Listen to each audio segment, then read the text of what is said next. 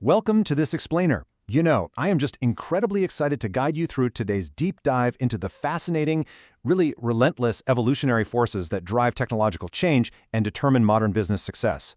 We're going to look at the anatomy of technological disruption, tracing the DNA of the digital revolution all the way from massive macro business shifts down to the microscopic hardware engine room that makes it all possible. It's literally a story of survival, mutation, and adaptation. Let's get right into it. Okay, to really anchor things, let's start with a pretty visceral cautionary hook. Think about this for a second. How on earth can an absolute giant of industry, a company whose very name was literally synonymous with instant photography, just collapse? How does Polaroid go bankrupt? Well, the answer lies in a concept called Digital Darwinism, and it's exactly what it sounds like. Just like in biological evolution, Digital Darwinism means that organizations that can't adapt to the new demands of the information age, they're ultimately doomed to extinction. I mean, Polaroid didn't lose its ability to make great film, right? It simply failed to adapt to a radically changing environment where digital sensors replace chemical development.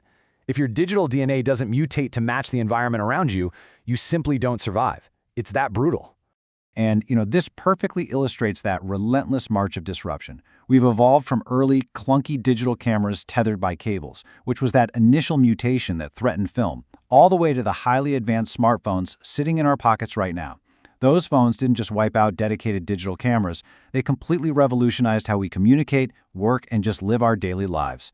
It's absolute proof that technological evolution never, ever stops.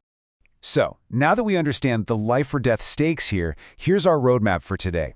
We're going to cover digital Darwinism and disruption, look at the ultimate business disruptors, dive into Web 1.0 and e-business, and finally, take a trip down into the hardware engine room.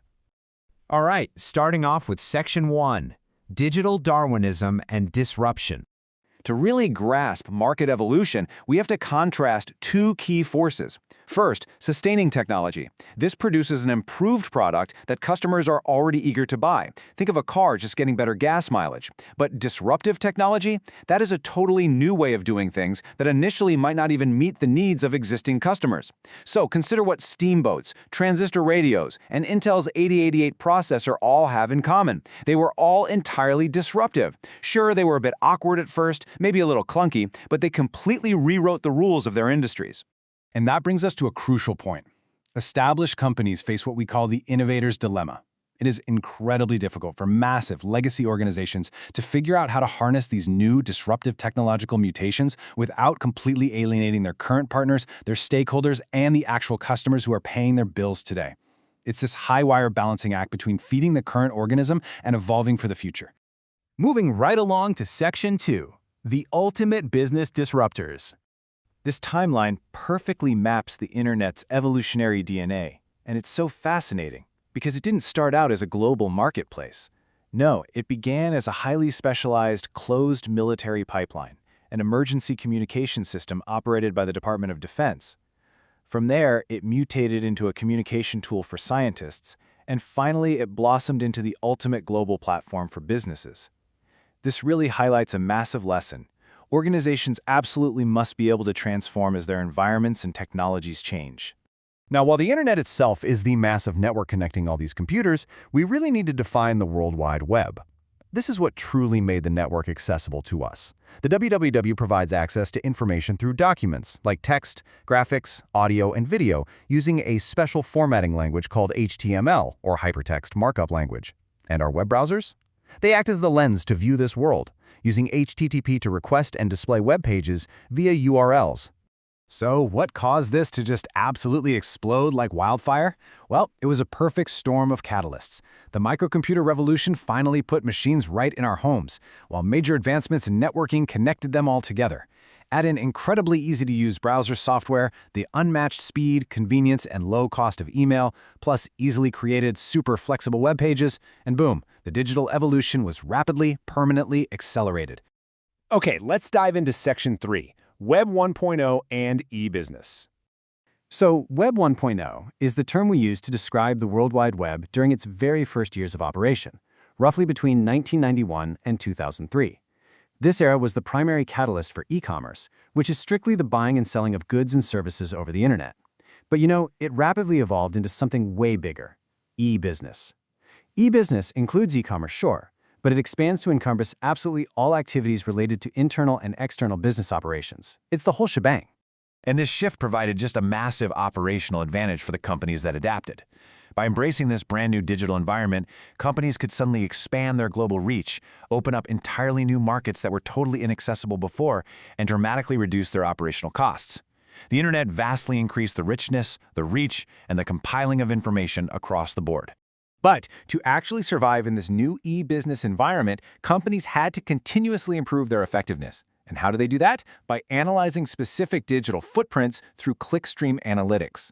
By tracking the pattern of websites you visit, the length of your stay, the exact date and time, and crucially by analyzing shopping carts, especially those abandoned ones, businesses can deeply understand the user's journey. It's essentially tracking the digital behavioral patterns of the consumer to ensure the business organism is serving them perfectly. Which brings us to our final stop, Section 4, the hardware engine room. All right, so we've talked about massive global networks and business models, but now let's zoom way in and explore the physical engine room that makes this entire digital organism function. Think of the Central Processing Unit, or CPU, as the literal biological brain of our digital operations. It is the actual physical hardware that interprets and executes the software instructions. Just as a human brain processes neural signals to keep a body functioning, the CPU processes the DNA of the software and coordinates how every single other hardware device works together to keep the system alive. Now, inside that brain, we have the control unit. Acting very much like the central nervous system, the control unit interprets those software instructions and literally tells the rest of the hardware body exactly what to do. It takes the code and essentially translates it into physical action across the machine. And completing this incredible engine room is the Arithmetic Logic Unit, or ALU.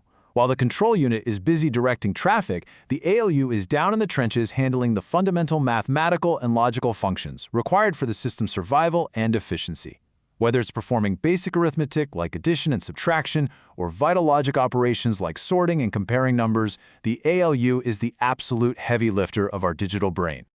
So we've journeyed from the macro collapse of giants like Polaroid all the way down to the microprocessing power of the CPU. And the thread connecting all of it? Adaptation. So I want to leave you with this one thought. In an environment of relentless digital Darwinism, is your organization adapting its digital DNA fast enough to survive the next technological disruption? Thank you so much for joining me on this explainer. Keep learning, keep adapting, and I'll catch you next time.